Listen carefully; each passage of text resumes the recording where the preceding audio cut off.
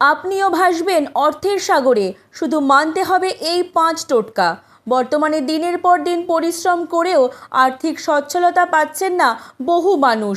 বহু চেষ্টা করেও আয় বাড়ছে না, ফলে দিনকে দিন জীবন যেন একঘেয়ে হয়ে উঠেছে এবং সাথে সাথে কমে যাচ্ছে মনোবল। হিন্দু শাস্ত্র ও বাস্তুশাস্ত্র অনুযায়ী কিছু সহজ ঘরোয়া টোটকা এই সমস্যার সমাধান করতে পারে নিমেষেই।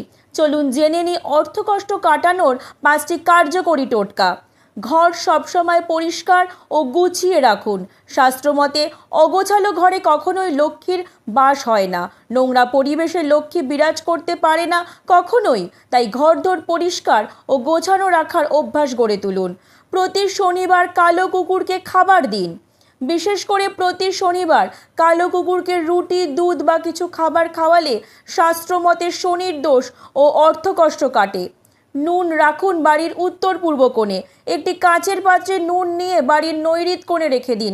এতে ঘরের সমস্ত নেগেটিভ এনার্জি দূর হয় এবং অর্থপ্রাপ্তির পথ পরিষ্কার হয়। কুবের ও লক্ষ্মী দেবীর পূজা করুন। ভগবান কুবের ও মা লক্ষ্মীর পূজা করুন সকালবেলা ঘুম থেকে উঠেই।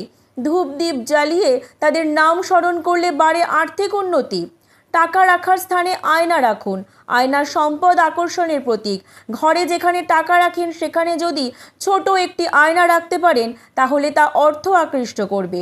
ভিডিওটি ভালো লাগলে লাইক এবং শেয়ার করবেন, পাশাপাশি চ্যানেলটি ফলো করতে ভুলবেন না।